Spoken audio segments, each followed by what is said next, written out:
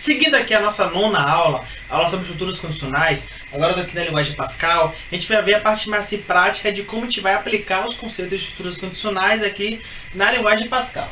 Eu tenho aqui, a gente tem que saber quais são as palavras reservadas que a gente vai ter que utilizar para fazer estruturas condicionais na linguagem Pascal. Eu tenho aqui o se, o senão e o então, que a gente viu no vídeo passado. E o se ele vai ser o if, o então vai ser o then e o senão vai ser o else. A gente vai utilizar constantemente esses três aqui para trabalhar com nossas estruturas condicionais.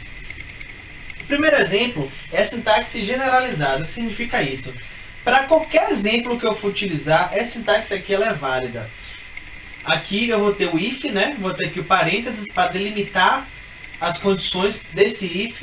E eu vou ter aqui condição 1, condição 2, condição 3, condição 4. Eu vou ter aqui inúmeras condições, dependendo do que minha solução necessite. E após esse if, vem o then, né? Esse then aqui, né, significa se tudo isso aqui for verdadeiro, então comece, né? Tem um begin aqui, um end vermelhinho, né? Ou seja, esse begin começa aqui e termina com esse end. E todas as rotinas pertencem ao if, né? If then aqui dessa condição. Se não, né? Aqui o else, ele vai fazer todas essas rotinas aqui delimitadas por esse begin e por esse end, né? E no final aqui um ponto e vírgula. Essa aqui é a forma generalizada, né? Mas a gente não vai usar sempre dessa forma. Vai ter hora que não vai ter esse else, vai ter hora que a gente vai usar apenas uma rotina aqui, a gente não vai precisar usar begin e end. Então, a gente deve prestar muita atenção nessa parte, porque essa parte é realmente confusa. Bom, a primeira sintaxe é mais simples, é quando não há else, né? Como eu já expliquei, né? Você tem aqui o if e o then, as condições aqui dentro, delimitada parênteses, e você tem aqui o begin, end, e aqui as rotinas, né? No final, ponto e vírgula. Então isso aqui já está explicado aqui, foi o que eu falei no slide anterior.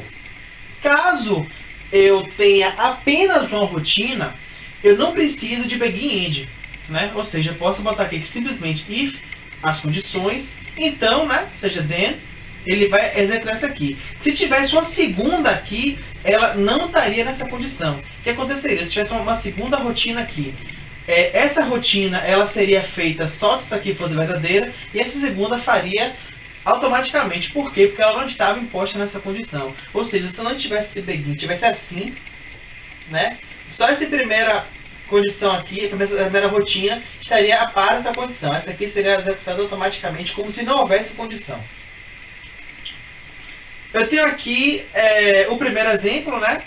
Que eu mostrei bastante com a sintaxe generalizada, mas aqui é quando há else, ou seja, quando há um senão, quando há, no caso, uma negação para essa condição daqui. Nesse caso, aí que entra a confusão. Você não pode usar ponto e vírgula, né, antes desse, no end, antes desse else. Ou seja, se você tem aqui, ó, if condição de begin, você não pode colocar esse ponto e vírgula aqui desse end. Tem que ser end, else, begin, né, da próxima aqui, estrutura condicional, né, que é o else. Você não pode colocar um ponto e vírgula aqui. A gente tem sempre que prestar atenção nisso, tem sempre que martelar na mesma tecla, porque é uma coisa bastante confusa mesmo. E aí esse end, else, begin é seguido, e aqui você tem as próximas rotinas. E aqui é quando a gente utiliza apenas uma rotina aqui, como nesse exemplo de cá, quando a gente não tem, né, não precisa usar o begin ou end, né, então a gente utilizou desse método aqui, e nosso else ele tem o begin ou end para definir que tem mais de uma rotina. O que acontece, da mesma forma que aqui você não leva um ponto e vírgula antes desse end, se você tiver apenas uma rotina aqui e ela não estiver entre begins e ends, o que acontece? Você não pode utilizar um ponto e vírgula aqui antes dessa rotina. Ela tem que ser if condição then, fazer o que tem que fazer aqui, um retln ou alguma coisa, e aí ela não pode ter um ponto e vírgula caso tenha esse else de cá. E aí esse else aqui tem o begin, tem o end, e aqui eu tenho minhas rotinas, né, mais de uma. E mais um exemplo aqui é quando eu tenho if condição then, e aí eu tenho um else aqui, mas eu só tenho uma rotina para cada um. Geralmente são exemplos que eu tenho utilizado, né? Se você for maior que 18 anos, então faça isso aqui. Se não, né, faça isso aqui, ou seja, dia que você é de maior. Se não, dia que você é de menor. se você utilizar dessa forma, você não pode também colocar o ponto e vírgula aqui, né? E aí você também não precisa usar begin end tanto no then quanto no else. E o encadeamento de estruturas condicionais, você pode colocar uma estrutura condicional dentro de outra. Só que aí você tem que ter um pouquinho de atenção também, né? Você tem aqui, ó, if condição, né? Then, rotina aqui, sem ponto e vírgula, né? Nesse caso aqui. Se não, aí você começa outro bloco, né? Indentado aqui, né? Esse if daqui não tem nada a ver com esse. Isso aqui já é um outro bloco dentro desse if, né? Ele chamou esse bloco de cá. E aí tá aqui, ó, if condição, né? Then begin end, porque eu botei begin end aqui, porque eu tenho duas rotinas, né? Na verdade ela tem que estar com ponto e vírgula, se ele colocar ponto e vírgula, mas finge que tem aqui, aqui, se ele colocar ponto e vírgula. E aí você bota aqui, ó, then begin end. Esse end daqui não tem ponto e vírgula, né? Porque ele é antes desse else. E esse else não tem o begin end, porque aqui só tem uma rotina. Então, eu tenho aqui o begin end, porque esse aqui tem duas rotinas, tem mais de uma, né? E aqui a gente bota um só, porque a gente bota um só, então a gente não precisa botar begin end. E abstraio que aqui tem esse tem ponto e vírgula. E os operadores relacionais na linguagem Pascal, né? Eu tenho aqui igual, né? Eu uso apenas um igualzinho. Diferente, eu uso o símbolo de menor, depois o símbolo de maior. Maior, né? Menor, maior igual, menor igual. Isso aqui a gente já viu, isso aqui é só para consulta mesmo. E aí, se eu quiser mostrar aqui um exemplo de condições que a gente pode ter para verificar nossas condições aqui com operadores relacionais. Eu tenho aqui, se idade igual a 30, idade sendo número inteiro, né? Se idade for igual a 30, se ele tiver 30 anos, ele vai fazer tal coisa. Se salário for maior ou igual a 1000, ou seja, se ele ganhar pelo menos R$1000, salário é um número real. Por quê? Porque salário pode ter aqui uns quebrados, né? Pode ter R$1000,50. E aí ele é o número real, a gente geralmente usa o número real. Se botar aqui, ó, se nome, né, que é uma variável do tipo string, diferente de computação, delimitado por aspas simples, né, quando o texto é delimitado por aspas, né. Ou seja, se o nome for diferente de computação, ele vai fazer alguma coisa.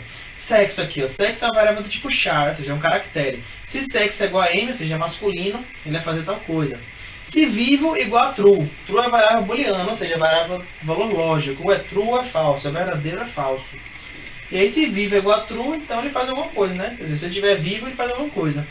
Quando for, né, caso da variável do tipo boolean, ou seja, booleano, eu não preciso colocar aqui, ó, se vivo é igual a true. Eu basicamente preciso colocar se vivo, né? Ou seja, if vivo, ele automaticamente abstrai isso aqui, vivo é igual a true, né? Aí ele vai fazer tal coisa. Aqui seria a operação matemática, né? Dentro da condição. Eu posso botar aqui, ó, 40 mod 2. O que significa 40 mod 2? O resto da divisão de 40 por 2.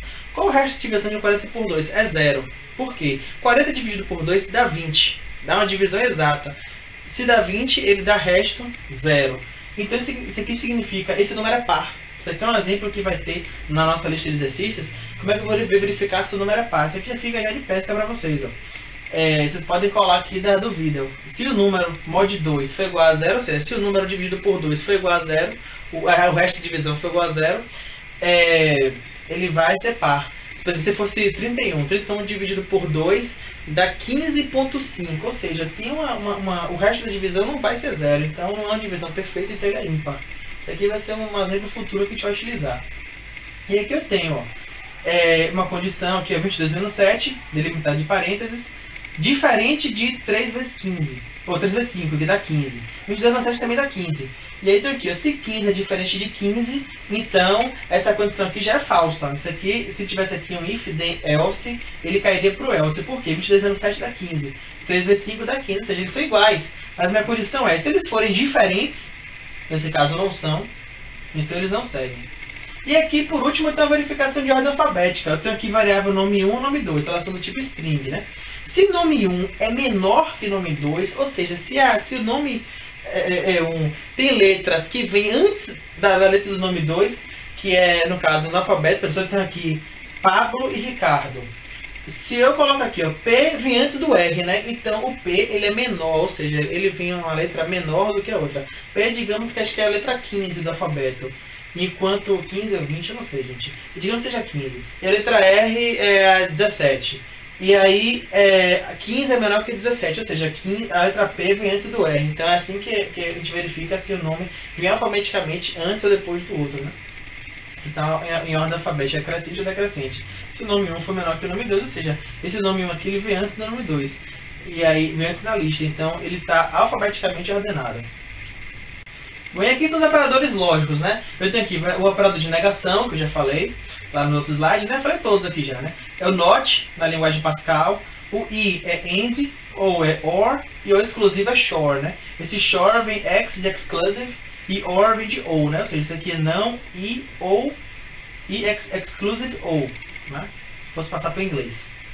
Eu tenho aqui, ó, as condições. Lembra daquele exemplo que eu utilizei se, da entrada na boate? Que se a pessoa tem pelo menos 8 anos e tiver menos de 70 anos, seria basicamente isso aqui, ó. Se idade maior ou igual a 12 e menor que 18, então, né, a pessoa que tem entre 12 e 18 anos está na adolescência, né? E aqui, né, aqui é a comparação de variáveis string. Se curso é igual a CC, né, ciência da computação, ou curso é igual a SI, sistema de informação, ou curso é igual a EC, de engenharia de computação, então, né, claro que há outros cursos, né, mas claro, então esse aqui vai ser um curso da área de tecnologia de informação, ou seja, esses 3 cursos aqui pertencem à área de TI.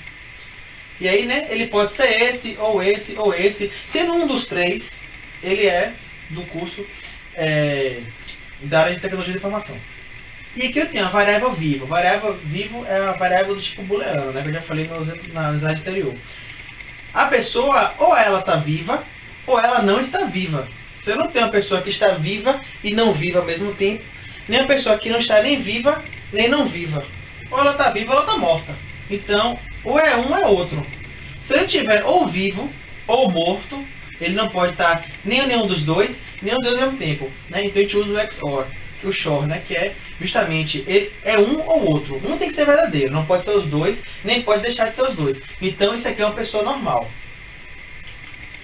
E eu tenho aqui um exemplo com relação à variável NOT, que eu não falei no exemplo anterior. E ela aqui seria, no caso, uma abreviação do que a gente usaria, né, que eu já falei no exemplo anterior, né, que a gente tem aqui vivo igual a true, né, a gente pode encurtar para somente vivo. E se eu disser que vivo é igual a false, eu falo que é not vivo. Ou seja, eu tenho aqui no meu exemplo, né, if vivo, then, né, eu boto aqui, se ele estiver vivo, ele vai verificar em caso booleano. E aqui com a negação, né, com o operador lógico not, eu tenho aqui not vivo, né, e aqui, ó, isso aqui seria se vivo é igual a false, isso aqui são sinônimos, são iguais. Ou seja, se ele estiver vivo, né, ou então se ele estiver morto, esse not aqui é justamente para negar essa proposição daqui. E estrutura de caso, que eu já expliquei também, é uma estrutura para você colocar uma variável em evidência. Você bota aqui a variável, uma variável qualquer em evidência, né? E aí você bota case, parênteses variável, parênteses off. Essa parênteses aqui era para estar azul.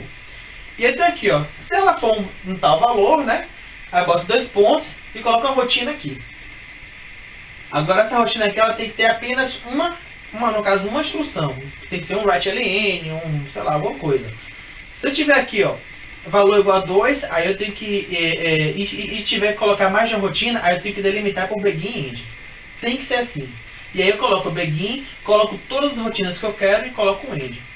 Agora se eu quiser, digamos, um caso assim que seja, se ele for valor 3, ou valor 4, ou valor 5, aí eu coloco valor 3, or valor 4. Aí eu coloco 2 pontos, ele faz a rotina aqui. Se tiver que fazer mais de uma, ele faz aqui com begin e end, né? Esse else, tanto faz usar else ou otherwise e botar uma rotina aqui, e eu não utilizo 2 pontos, né?